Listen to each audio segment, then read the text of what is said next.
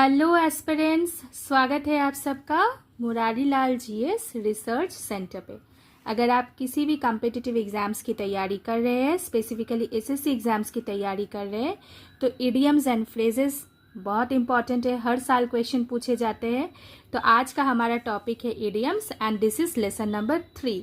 If you still haven't check out our lessons on idioms lesson number 1 and 2, go and check it out.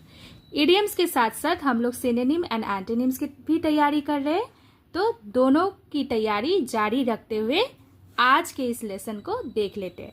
So let us not wasting our time, begin our practice. Idioms, its meaning along with examples, और most importantly आपको इस lesson पे क्या मिलेगा? Idea, जो आपको मदद करेगी कि आप कैसे दिए गए पर्टिकुलर इडियम्स को याद रख पाएंगे। रट्टा नहीं मारना है, याद रखना है। Our first idiomatic expression is make a long story short. ठीक है, अब इसका मतलब समझते हैं। जैसे किसी भी बात को बहुत खींचे जाना, ठीक है, एक बात होती है, और उस खींचे गए बात को अगर शॉर्ट टू द पॉइंट आप वे में कह सको तो वो एक अलग बात होती है। ठीक है, मतलब make a long story short का क्या मतलब है?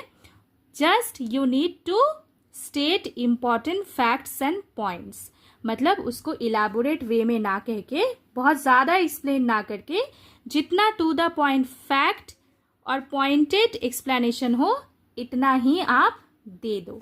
एग्जाम्पल को देख लेते हैं, फिर आइडिया पे जाएंगे। To make a long story short, I had wonderful conversation with my friend. तो देखो, how was the conversation? Idea मैंने दे दिया to the point, the conversation was wonderful. अब अगर इसको बहुत खींचे जाती कि इसमें क्या बातचीत हुआ जिसकी वजह से ये कन्वर्सेशन वंडरफुल हो गया, तब तो वो एक बहुत लॉन्ग स्टोरी बन जाता। लेकिन इसी लॉन्ग स्टोरी को शॉर्ट बनाते हुए जस्ट इतना कह दिया गया कि the conversation that took place with my friend was wonderful. Clear? आपको समझ में आ रही है? अब make a long story short को याद कैसे रखना है?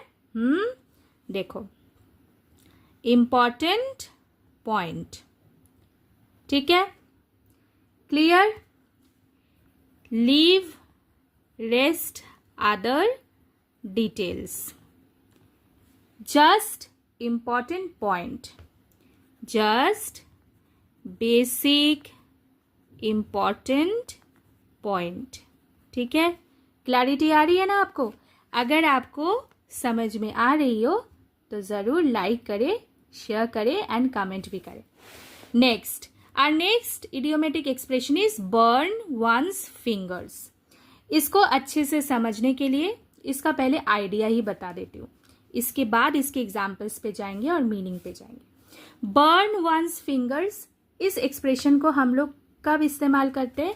मान के चलो आपका एक एक्शन है, अब ये आपने बहुत फुलिश वे में ले लिया है, ठीक है, तो इसका आउटकम क्या बनेगा? इसका आउटकम बन रहा है नेगेटिव।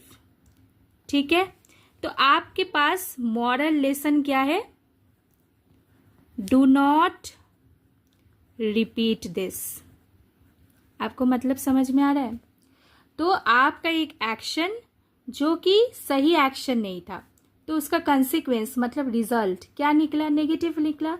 तो आपको याद रखना है कि दोबारा इस एक्शन को मतलब रिपीट नहीं करना है। ठीक है, एग्जाम्पल को देखते हैं। He burned his own fingers by doing a wrong investment. अब देखो, जब आपको समझ आ ही जाती है कि आपके एक इन्वेस्टमेंट जो आपने किया था वो रॉन्ग हो गया, तो क्या दोबारा आप वही टाइप का इन्वेस्टमेंट करोगे? नो ना। सो बर्न वंस फिंगर यही आपको बताती है that you have suffered due to an action that turned out to a mistake. ठीक है, so you should not, moral क्या है? यू शुड नॉट मेक और repeat that mistake again. Clear? Absolutely clear. खाली कमेंट पे इतना ही लिखो ना, CLEAR, क्लियर। मैम तक मैसेज पहुंच जाएगी कि मैम जितना आपको पढ़ा रही है आपको समझ में आ रही है। Next, our next expression is in a pickle. हाँ, पिकल तो बहुत मतलब क्या बोले, बहुत लजीज है, स्वादिष्ट है। हम लोग तो रोटी के साथ, चपाती के साथ पिकल लेते ही है, ठीक है ना। लेकिन देखो, पिकल से याद रखो, इन अ पिकल मतलब आप खुद को एक ऐसे सिचुएशन में डाल देते हो जो बहुत क्या है, ट्रबलसम है। ठीक है, सिचुएशन क्या है, सिचुएशन आपके लिए डिफिकल्ट सिचुएशन है। सिचुएशन आपके लिए क्या है, डिफिकल्ट सिचुएशन है। ठीक है, आप इसे ऑकवर्ड भी बोल सकते हैं, ऑकवर्ड सिचुएशन बोल सकते हैं। मतलब आपने खुद को एक ऐसे सिचुएशन में डाल दिया जो कि ऑकवर्ड है या फिर डिफिकल्ट है। क्लियर, समझ में आ रहा है आपको आइडिया? या फिर आप कह सकते हैं चैलेंजिंग है। क्या है, चैलेंजिंग सिचुएशन। अच्छे से करो आप, ठीक है ना, क्योंकि अभी तक के दिए गए जितने भी इडियम्स है इसके ऊपर मैं कल एक वर्कशीट लेके आऊंगी, ठीक है ना। तो वर्कशीट को भी हम लोग प्रैक्टिस करेंगे तो आपको और भी क्लैरिटी मिल जाएगी। ओके, अब देखो example, the incident led her to be in pickle. मतलब एक ऐसा इंसिडेंट घटित हुआ कि इसको उसमें चैलेंजिंग सिचुएशन में डाल दिया गया उस इंसिडेंट के द्वारा। ठीक है, अगर ये इंसिडेंट ना होती इसके साथ तो वो शायद इस चैलेंजिंग सिचुएशन को फेस नहीं करती या फिर इस ऑकवर्ड और डिफिकल्ट सिचुएशन को वो फेस नहीं करती। तो आइडिया क्या है, इन अ पिकल का मतलब एक ऐसा सिचुएशन जो बहुत डिफिकल्ट है आपके लिए, ऑकवर्ड बन सकती है, बहुत ज्यादा चैलेंजिंग बन सकती है या फिर ट्रबलसम बन सकती है। दीज आर द 4 कीवर्ड्स जिसके थ्रू इन अ पिकल आप याद रख पाओगे। ठीक है, चलो moving to the next. Our next idiomatic expression is a slow coach. ठीक है, अब आपने बहुत लोगों को ऐसे देखा होगा कि उसको आपने एक काम दिया, ठीक है, work given.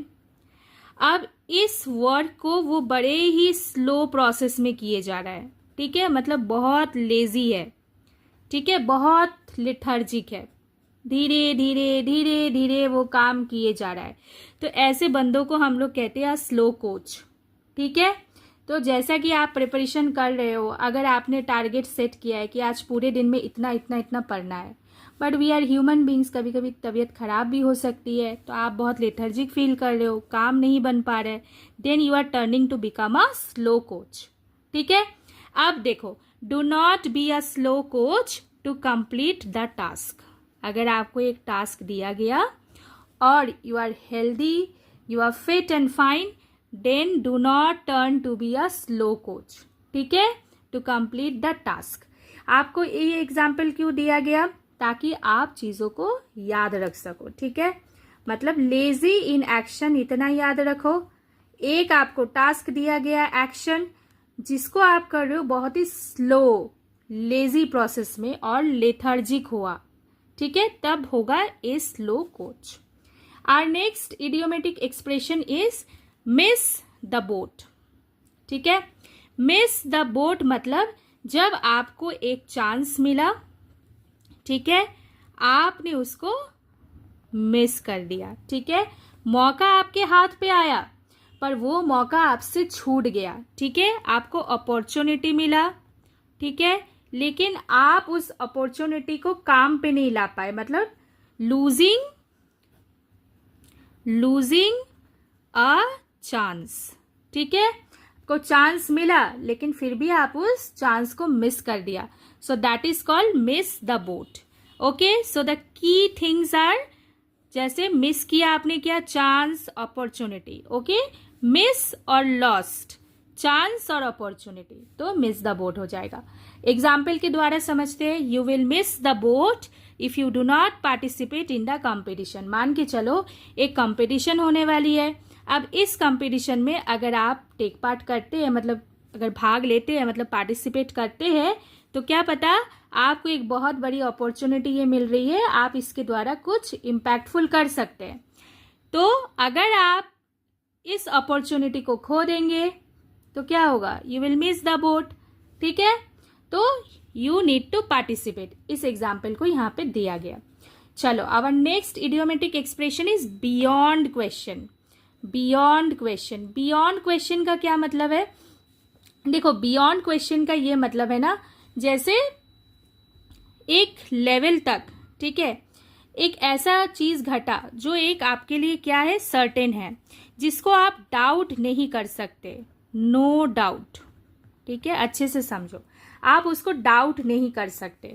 Absolute certainty, okay, leaves no question of doubt। तो इसे हम लोग बियॉन्ड क्वेश्चन कहते हैं। ठीक है, अब देखो एक एविडेंस है, the evidence against him proves his guilt beyond all question. ठीक है, अब एविडेंस ऐसा आ गया कि इस बंदे का गिल्टी प्रूव हो जा रहा है, तो उस इतना सर्टेन है ये एविडेंस कि you can not doubt it. ठीक है, इसीलिए हम लोग इस एक्सप्रेशन को यूज करते हैं, बियॉन्ड क्वेश्चन। क्लियर? अगर क्लियर हो रही है ना, अगर आप इस चैनल पर नए हैं तो इस चैनल को कृपया सब्सक्राइब करिए, बेल आइकन को हिट करिए, ताकि हमारे दिए गए जो भी लेसन्स है, चाहे वो मैथ्स के हो, जनरल अवेयरनेस के हो, इंग्लिश के हो, जीके जीएस के हो, वो आपके तक ऑन टाइम पहुंचे। ठीक है, चलो next is smell a rat. अब स्मेल अ रैट का क्या मतलब है? देखो, आप आपके आसपास खिचड़ी पकड़ी है मतलब आपको ये समझ में आ रहा है कि आपके आसपास कुछ खराब हो रहा है, कुछ गलत हो रहा है। ठीक है, या फिर कुछ गलत हो चुका है, आप वहां पे पहुंचे हो तो आपको ये फीलिंग आ रहा है, एक टाइप ऑफ सस्पेक्ट आप कर रहे हो। ठीक है, संदेह कर रहे हो, तो वो बात होती है smell a rat, that you have understood that something wrong has happened. तो उसे हम लोग स्मेल अ रैट कहते हैं। ठीक है, जैसे सस्पेक्ट हो गया, डिसेप्शन हो गया, ठीक है, ट्रिकरी हो गया, तो ये सारा एग्जाम्पल वैल्यू पॉइंट्स, की पॉइंट्स किसके जाते हैं? स्मेल अ रैट के जाते हैं। ठीक है, अब एक एग्जाम्पल के साथ समझ लेते हैं। The detective soon smell a rat on reaching the spot. अब एक स्पॉट पे कुछ हुआ, वहां पे डिटेक्टिव गया इन्वेस्टिगेट करने, अब उसको समझ में आ गया, ठीक है, that something wrong has happened there on that spot. तो स्मेल अ रैट एक्सप्रेशन को ऐसे हम लोगों ने इस एग्जाम्पल के द्वारा समझा। ठीक है, चलो our next idiomatic expression is call in question. ठीक है, कॉल इन क्वेश्चन का मतलब है जैसे एक मुद्दा है, अब हाउ फार दैट मुद्दा इज लेजिटिमेट। ठीक है ना, कॉल इन क्वेश्चन का मतलब है जब आप रेज कर रहे हो किसको? डाउट को। ठीक है, आप डाउट रेज कर रहे हो, मतलब एक ट्रूथ है, you are challenging the truth. Challenge, ठीक है, चैलेंज याद रखो, चैलेंज व्हाट? ट्रूथ। लेजिटिमेसी, ये सारे वर्ड्स को याद रखो, की वर्ड्स है। ठीक है, डाउट कर रहे हो तो his decision was called in question. मान के चलो किसी बंदे ने एक डिसीजन दिया, उसको दिया ही गया था वो जगह ताकि वो अपना डिसीजन दे पाए। अब उसका ऐसा डिसीजन है जो आपको सोचने में मजबूर कर दिया कि वो सही है कि गलत है, तो his decision was called in question. Clear? चलो next is face the music. Music तो हम लोग सुनते हैं, म्यूजिक को देखने का क्या मैटर है भाई, चलो देखते हैं। फेस द म्यूजिक एक ऐसा एक्सप्रेशन है, मान के चलो आपको एक्सेप्ट करना है। क्या एक्सेप्ट करना है पता है? एक्शन आपके द्वारा हुआ है, अब आपको डील करना है। क्या डील करना है? Negative criticism. हमेशा क्रिटिसिज्म ऐसा नहीं होता है कि आपको बहुत पॉजिटिव वे में दिखाया जा रहा है आईना, कि देखो भाई देखो। कभी कभी मतलब इतना ही नेगेटिव हो जाता है कि वो आपके लिए लेना मुश्किल हो जाता है क्रिटिसिज्म। ठीक है, तो उसे कहते हैं हम लोग फेस द म्यूजिक, मतलब एक्सेप्ट बैड और अनप्लीजेंट कॉन्सिक्वेंस। कॉन्सिक्वेंस कब होता है? किसी चीज का रिजल्ट कब दिखता है हमें? पहले एक्शन होता है, उसके बाद उसका रिजल्ट आता है, राइट? तो यही बात है। He knew that he had to face the music after his bad performance on stage. मान के चलो एक सिंगर स्टेज पे गया, उसका गला खराब हो गया या फिर तबीयत खराब हो गया, वो अपना परफॉर्मेंस अच्छा नहीं दे पाया, तो उसको बहुत अच्छे से पता है कि जो कि मैं अपना परफॉर्मेंस अच्छा नहीं दे पाया, क्रिटिसिज्म तो मुझे फेस करना ही है। ठीक है, चलो इस एग्जाम्पल के द्वारा आपको face the music, listen the music नहीं है, फेस द म्यूजिक है। ठीक है, चलो and we have come to the last idiomatic expression today, that is at best. अब एट बेस्ट का क्या मतलब है? जैसे कुछ हो रहा है, अब उससे आपको होपफुल फील करना है। ठीक है, उससे आपको होपफुल फील करना है। ठीक है, टेक द बेस्ट, ओके, ठीक है, ज्यादा से ज्यादा जो मिल सकता है, एट बेस्ट, ठीक है, एट बेस्ट याद रखो, okay. He will get half the amount at best, मान के चलो ये कुछ बेचने गया, ठीक है, अब इसका एक्सपेक्टेशन है 10 रुपया, लेकिन इसको बोला जा रहा है भाई ज्यादा से ज्यादा कितना बेस्ट तुमको मिल सकता है, 5 रुपया मिल सकता है, हाफ द अमाउंट, ठीक है। So he will get half the amount at best. I hope with this you have understood the idiomatic expressions taught today. आपको समझ में आया? अगर आपको समझ में आया है ना, तो एक कमेंट मैम के लिए ज़रूर करो, कमेंट पे लिखो आपको समझ में आ रहा है कि नहीं आ रहा है, ठीक है। अगर आप इस चैनल पर नए हो तो इस चैनल को ज़रूर सब्सक्राइब कर दो। चैनल का नाम क्या है? Murari Lal GS research centre. हमारे इस चैनल पे दिए गए काफ़ी सारे मैथ्स के ऊपर बेसिक्स लेसन है, साइंस के ऊपर है, जीके जीएस के ऊपर है। Go and watch it out. अगर आपने अभी तक सिनोनिम एंड एंटोनिम्स के लेसन फॉलो नहीं किए तो सेट नंबर 1 to 10 तक ऑलरेडी कराए जा चुके हैं, जाके ज़रूर देखें। Stay fit, stay fine, stay positive. Thank you. Take care.